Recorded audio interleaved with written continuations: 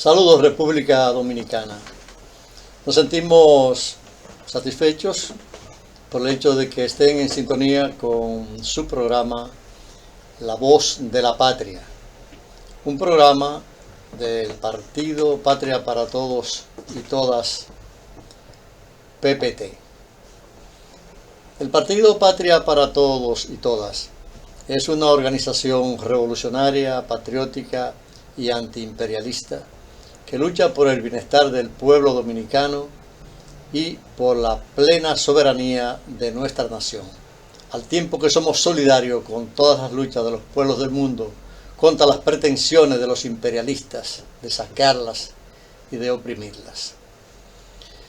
Hoy es lunes, día 1 o 1 de septiembre del año 2025.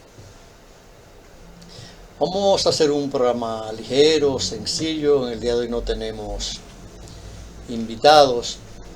Vamos a dar algunas informaciones de una serie de actividades que vienen desarrollándose en movimientos revolucionarios. Y en la parte final vamos a tratar un tema que consideramos de mucho interés. Respecto a las informaciones, recientemente se ha conocido una noticia internacional que ha estremecido a toda América Latina. El gobierno de los Estados Unidos ha colocado barcos submarinos con misiles nucleares en el Mar Caribe, próximo a Venezuela. Eso ha generado un estado de protesta, de indignación y de repudio en todos los gobiernos y en todos los pueblos amantes de la libertad y el derecho que tienen las naciones a la autodeterminación. Para cometer esa acción abusiva y antidemocrática, el gobierno de Donald Trump ha argumentado que quieren enfrentar a un supuesto cartel de la droga, el cartel de los soles, que según ellos dirige el gobierno de Venezuela. Es decir, esa acción militar con más de 4.000 soldados, con submarinos, con varios barcos armados hasta los dientes, es con el propósito, según el gobierno de los Estados Unidos, de controlar el tráfico de droga. Pero ¿qué sucede? ¿Y por qué el gobierno de los Estados Unidos no se preocupa y hace esfuerzos serios para evitar que la droga entre a su país? Es que ellos no controlan las fronteras, no controlan los aeropuertos. El imperio que se dice que tiene los organismos de seguridad más efectivos del mundo. ¿Por qué? Es los Estados Unidos el país mayor consumidor de drogas, donde se dice que hay más de 50 millones de ciudadanos, hombres y mujeres de todas las edades de los Estados Unidos, que son consumidores permanentes de droga. Y llega a los Estados Unidos esa droga. Y en los Estados Unidos nunca se ha apresado a un capo estadounidense. No hay uno preso por ese tráfico de droga. No, hombre, que se dejen de cuentos y de allantes. Esa acción militar, abusiva, interventora de las tropas norteamericanas bajo la dirección del gobierno de Donald Trump, lo que buscan es desestabilizar aún más el gobierno de Venezuela, al que le han aplicado más de 1.000 sanciones en contra de su economía, en contra de sus dirigentes, en contra de su política, y no han podido echarlo abajo.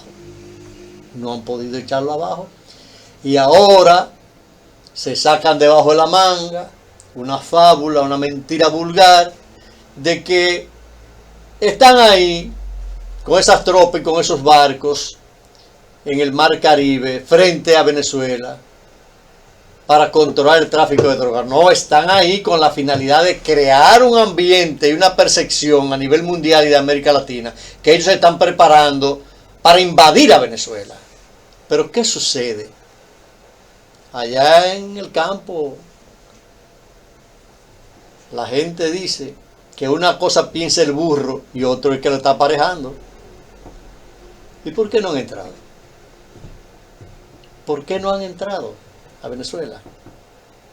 ¿Por qué no han entrado a un país que no es una amenaza, que no está en ningún listado internacional como receptor de droga, como productor de droga? ¿Por qué no han entrado ahí a Venezuela? Porque, como dice también un viejo refrán popular, una cosa es llamar al diablo y la otra es verlo llegar. Porque Venezuela tiene un pueblo en armas, tiene unas poderosas fuerzas armadas, tiene una poderosa milicia, una policía revolucionaria, tiene un partido poderoso que está en el poder y tiene un liderazgo que el imperialismo no ha podido doblegar. Pero no solamente esa fortaleza a nivel interno, tiene el apoyo decidido de aliados como Rusia, China, Irán, Cuba, Nicaragua, Vietnam y recientemente Egipto, Colombia y una serie más de países del mundo están condenando de manera enérgica esas pretensiones del imperialismo de entrometerse en los asuntos internos de Venezuela en procura de saquear sus grandes riquezas naturales. Porque todo el mundo sabe que la mayor reserva de petróleo del mundo está en Venezuela. Y eso es lo que ellos quieren. Coger esas reservas, llevárselas para los Estados Unidos a precio de ganga o robársela o estafársela. Como hizo recientemente el gobierno de Estados Unidos, que le incautó recursos por valor de más de 30.000 millones de pesos a refinería que tiene el Estado venezolano en los Estados Unidos. O como hizo el Reino Unido, que les robó más de 1.000 millones de dólares. Lo que quieren es robar los recursos de Venezuela. Ese es el objetivo, ese es el propósito. Y usted oye a gente de aquí del país, e incluso algunos venezolanos enemigos de su propia patria, aplaudiendo la llegada de las tropas a los Estados Unidos. Esos venezolanos que están allá en Venezuela no tienen la dignidad suficiente para luchar y echar bajo un gobierno con el que ellos no están de acuerdo, y lo que están es pidiendo la intervención extranjera. Viles traidores a la patria. Nosotros, como Patria para Todos y todas, somos defensores del derecho que tienen todas las naciones a su libre autodeterminación.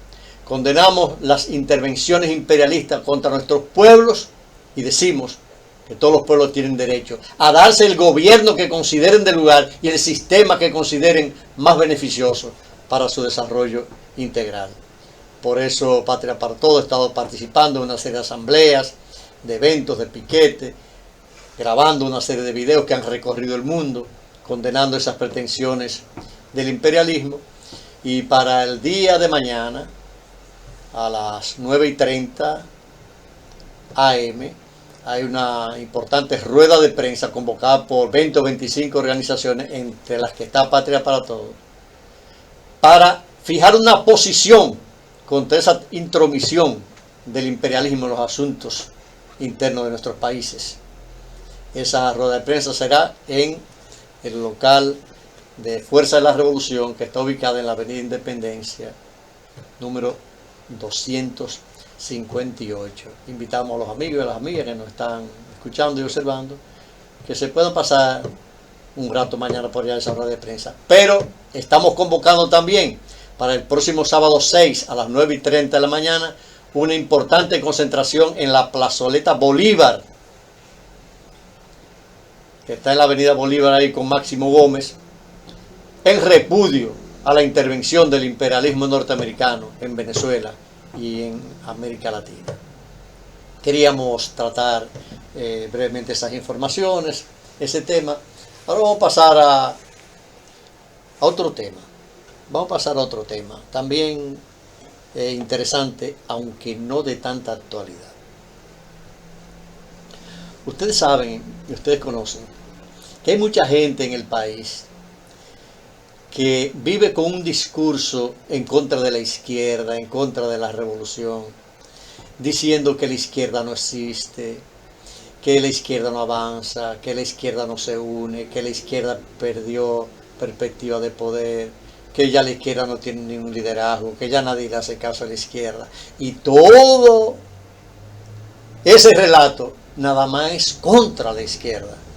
Y a veces uno dice, pero ven acá, ¿y por qué los que tienen ese discurso contra la izquierda no critican la derecha? ¿Será que están con la derecha? ¿Será que son enemigos de la izquierda? ¿Será que son renegados que fueron una vez de izquierda y dejaron la fila de la izquierda y se pasaron a la fila del enemigo? Entonces esas preguntas uno tiene que hacerlas. Pero nosotros vamos a dar una versión hoy, no solo de las limitaciones, de las fallas y de los errores de la izquierda, porque todo el mundo los conoce, y nosotros como izquierda reconocemos parte de esos errores. Nosotros vamos a hablar de otra versión, porque las causas de las dificultades y la debilidad de nuestra izquierda también tiene causas externas, y vamos a dar algunos datos. A raíz del año 1965, cuando las tropas interventoras de los Estados Unidos se impusieron en el país, a través de una invasión de más de 42.000 soldados, impusieron un gobierno de derecha, encabezado por Joaquín Balaguer, a través de una farsa electoral. Ese gobierno balaguerista se da una constitución que prohíbe las actividades comunistas a través de la ley 6, 70 y 71. Las personas que iban a salir de nuestro país, cuando le entregaban su pasaporte, el pasaporte decía prohibido visitar los países de la órbita comunista. Van 3. Con el gobierno de Balaguer se asesinaron a más de 2 o 3.000 dominicanos, muchos de ellos que eran participantes de la guerra o dirigentes de izquierda. Los que no asesinaron los metieron en las cárceles, los torturaron, los masacraron. Otros los deportaron. Y una parte de los revolucionarios de los municipios más consecuentes en la lucha de izquierda le dieron visa para que se fueran para los Estados Unidos. Mandaron para Estados Unidos. Pero no solamente eso, porque fue un plan contra la izquierda. Cuando termina la guerra de abril, en el país habían 3 grupos de izquierda nada más. El PSD, que nace del PSP, está el Movimiento Popular Dominicano y el 14 de junio. 3 grupos. Y después del 65, aquí se han creado más de 50 o 60 grupos de izquierda. ¿Ustedes se creen que el imperialismo y la oligarquía no metió su mano para dividir la izquierda? Sí, la infiltró, la penetró y la dividió y la sigue dividiendo. Ahora hay 25, 30 o más grupos de izquierda.